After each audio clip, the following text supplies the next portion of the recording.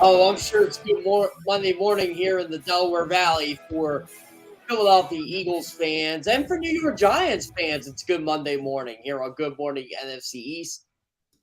Probably not for Dallas Cowboys fans, though. I'm very sorry that the Dallas Cowboys blew their first 14-point lead in the fourth quarter in franchise history. Tone DeShields second with me today, Jeff Kerr from CBS Sports, and I'm going to start out with this, Tone, and I'll just let you go after that.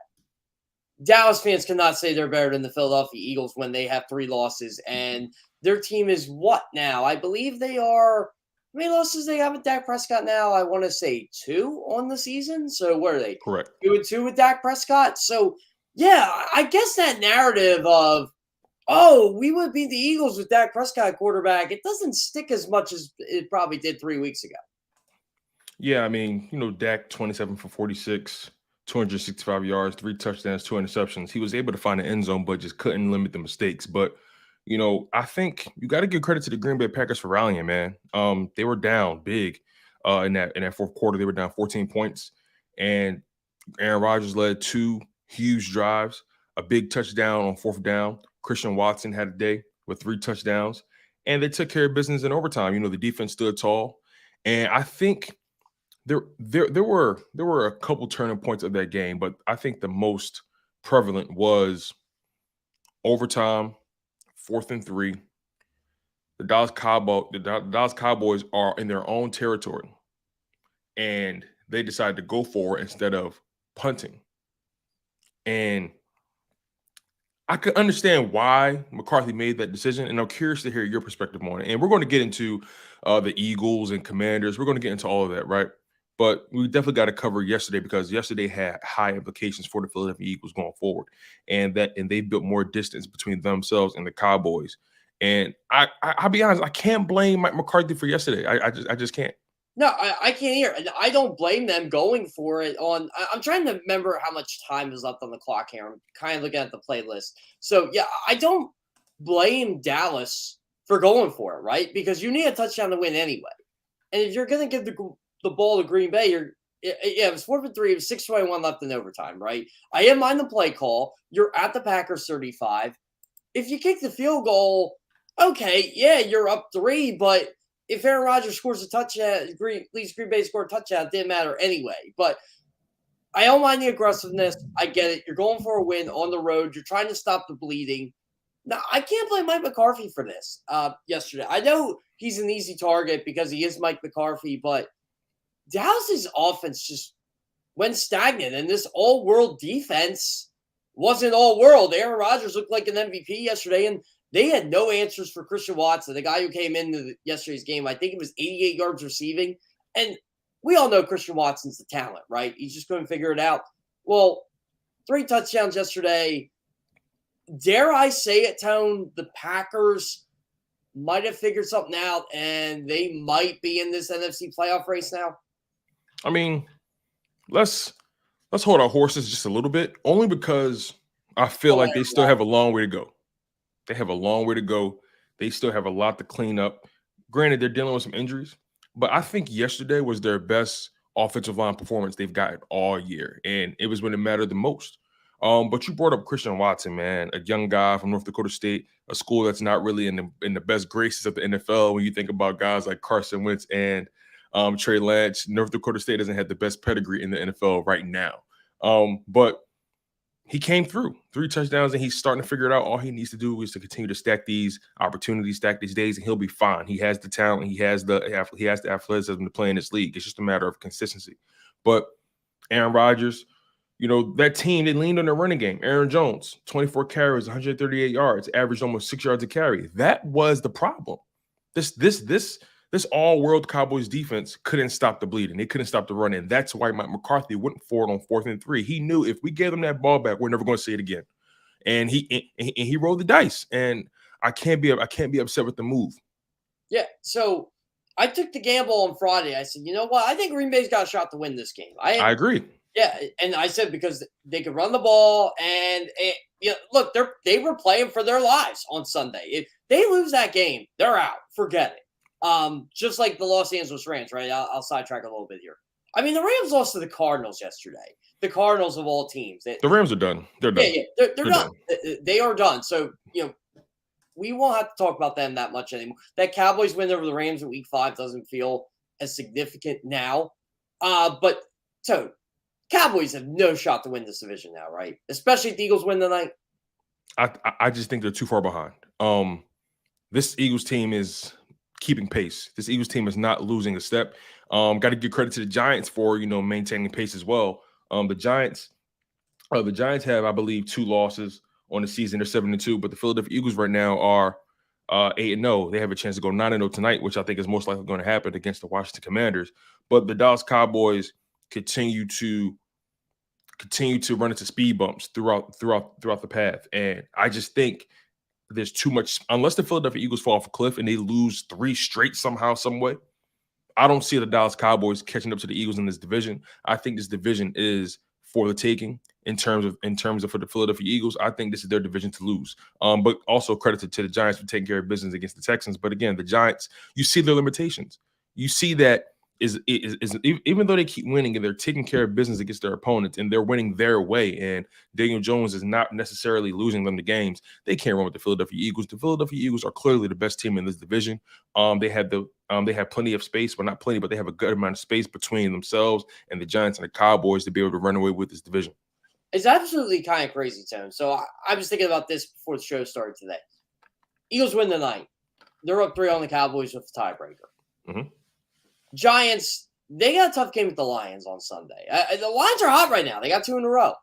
But say the Eagles take care of the Colts. Say the Giants take care of the Lions. The Eagles are probably going to be rooting for – Eagles fans are probably going to be rooting for the Cowboys over the next couple of weeks.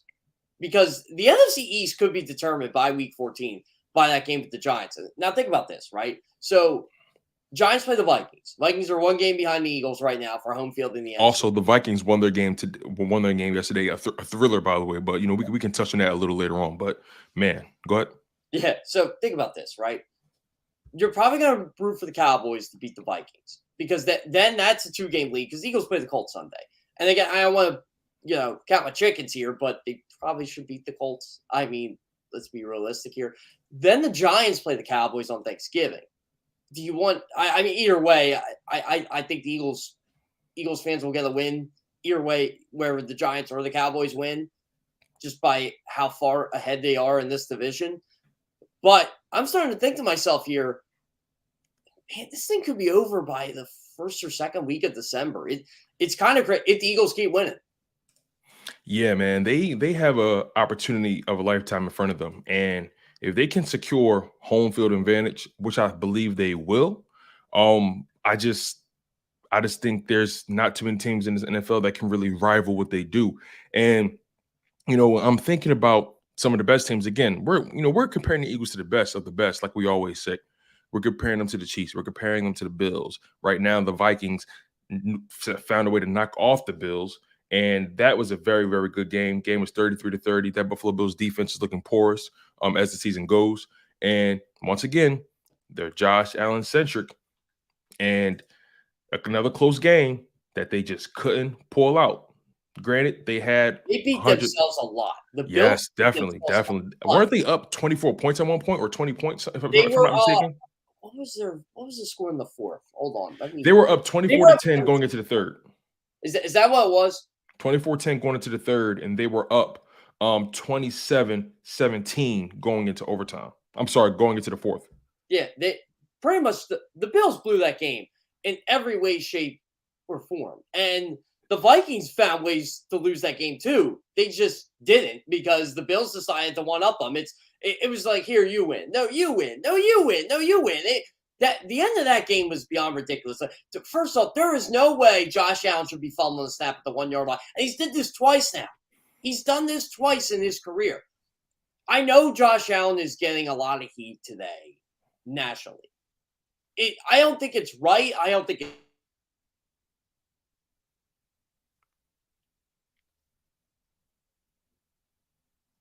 think we have a technical difficulty with Jeff. But he brings up a good point, fair, right? But it is what. Sorry about that, Jeff. We lost you for a second. Can you run that back for me? Yeah. So pretty much like everybody wants to blame Josh Allen, right? Okay. I don't think it's all Josh Allen's fault, but he does have 10 interceptions this year. He does fumble the ball at the 1 yard line. He doesn't go for the layups a la Carson Wentz. He tried to win the game yesterday in overtime when the game didn't have to be won yet. I don't know. I just feel like he's trying to do too much right now. You know, I was listening to Colin Cowherd. He broke something down, and he said something really fascinating. And of course, you always have to take the national guy's perspective with a grain of salt. But he just said something that was really profound. He said, "You think about the way this Buffalo Bills team is just ran. Sean McDermott, a very no nonsense guy, hardly smiles on the sideline, very militant. And then you think about that outburst Ken Dorsey had. That you don't want to make too much of it. Obviously, emotions get away from you. But the reason he brings those things up is because you're beginning to see the sphincter muscles tighten up for the Buffalo Bills. You see them in these close games. They get a little stiff, and they tend to either overthink. They tend to not take the easy route or the layups, like you say. And you think about what Brian Daboll brought to that offense, what he brought to Josh Allen's career. When Josh Allen first got to the Bills, he was very unrefined. Brian Daboll gets a hold of him, and he essentially reels him in, adds some guardrails to that talent, right? Instead of having him throwing the ball 50, 40 yards down the field all the time, taking more risk, he taught him how to take the layups. He refined his game. Brian Daboll leaves, Ken Dorsey takes over, and you're seeing Josh Allen sort of revert back to the heroics. And that was a fascinating perspective. What's your thought on that? It's an interesting take. I shouldn't even say a take, but this is what I got upset about yesterday, right? I tweeted, Josh Allen has 10 interceptions this year. He leads the league in that. It's kind of hard to fathom. And fans are just blowing it up. Everybody has to overreact over everything. Oh, he throws 10 picks a year. That's who he is. I'm like, so is Patrick Mahomes. What's your point? Like, when you throw the ball a lot, you're going to have a lot of picks. I don't get mad at interceptions as much in this new look NFL. It's a pass happy league. It's going to happen. Yeah, like people are making Josh Allen a bit like, oh, see, we told you he was a fraud. I'm like, no, he's not a fraud. Like the Bills aren't frauds. Bills are a good team. It's just, but I can say what I can say about them. They can't win one-score games. They find ways to lose games. They're a Super Bowl contender, but if the Eagles and Bills are tied at 24 with 2 minutes left, and the Bills have the ball, you're thinking to yourself, oh man, the Bills are gonna find a way to blow because that's just what they do. Because again, like you said, they're a good team. That's the thing. They're a good team, right? And we're not comparing them to the rest of the NFL. Like I always say to you, we're comparing them to the best of the best. The Bills can knock out 90 to 95% of the NFL.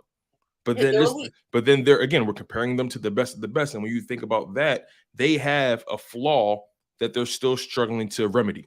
Yeah. So we can say this with conviction, right? The 4 best teams in the NFL right now are the Philadelphia Eagles, no particular order here. The Philadelphia Eagles, Kansas City Chiefs, Minnesota Vikings, Buffalo Bills. We can even add the Miami Dolphins in the conversation if you want. Okay, you know what? We will add the Miami Dolphins in this conversation. You have to. The Bills have lost to the Vikings and the Dolphins. So that's 2. And the Vikings lost to the Eagles, and the Eagles haven't lost to anybody. It's these teams are losing to each other, so you clearly see who are at the top in this league. You're seeing it. Yeah, exactly. And you can say, I mean, honestly, you're an Eagles fan, and you said my team's the best team in the NFL. You're right.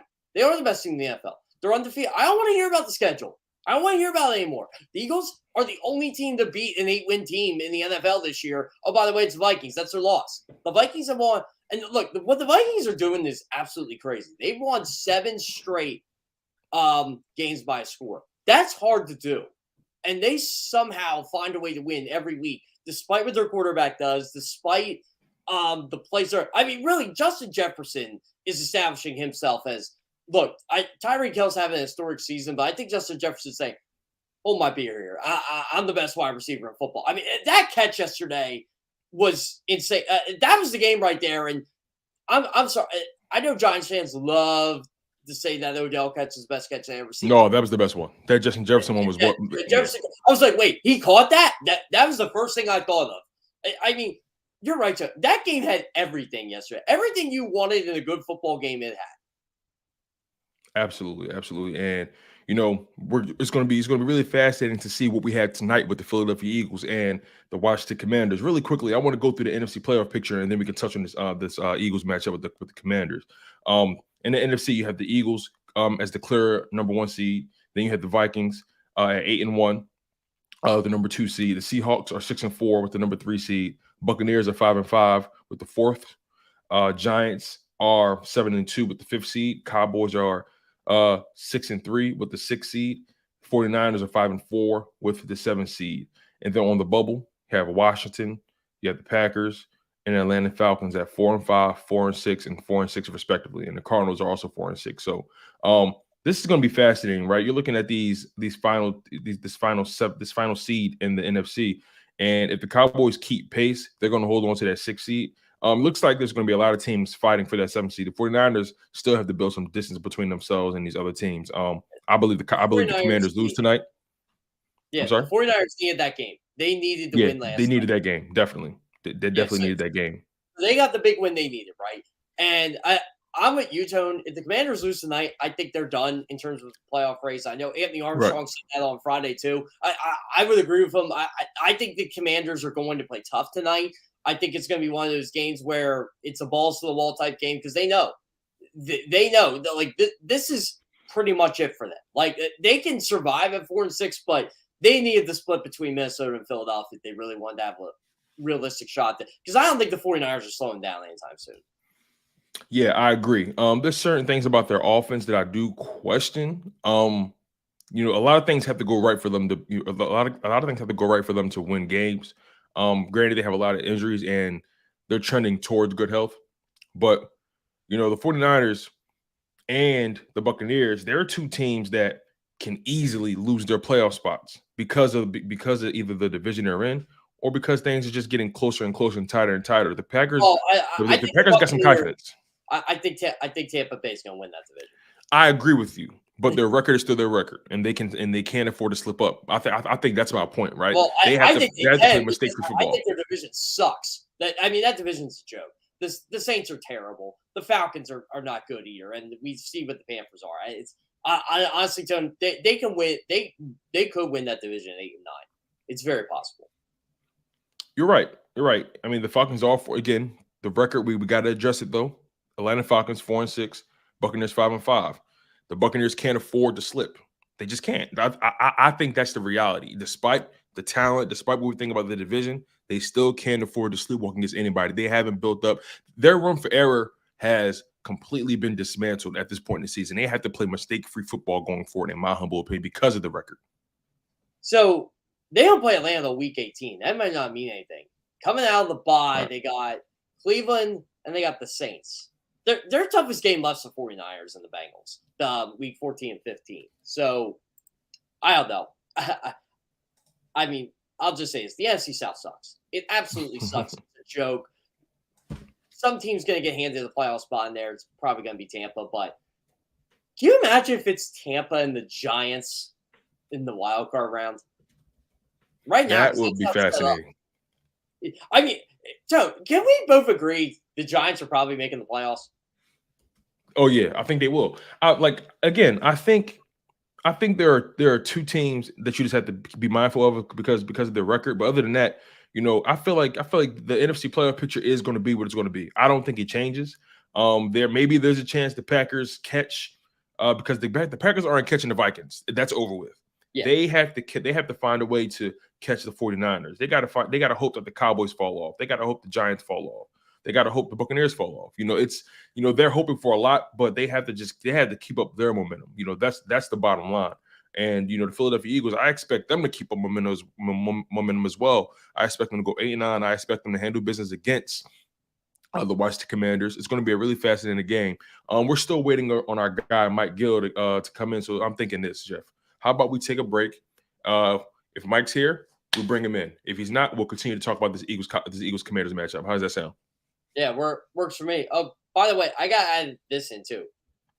I'm sure NBC is really hoping for the Packers to beat the Titans on Thursday night because then that Eagles-Green Bay game in Week 12 might mean a heck of a lot more than what we initially thought 3 weeks ago. Absolutely. You guys are locked in on Good Morning NFC East. He's Jeff Kerr. I'm your guy, Tone DeShields II. We're waiting for our guy, Mike Gill, to come on. But if not, you guys just have us, man. We're going to continue to talk about these Philadelphia Eagles. And it's an exciting time. The NFL continues to be the best show on turf. Keep it locked, you guys. You don't want to miss this.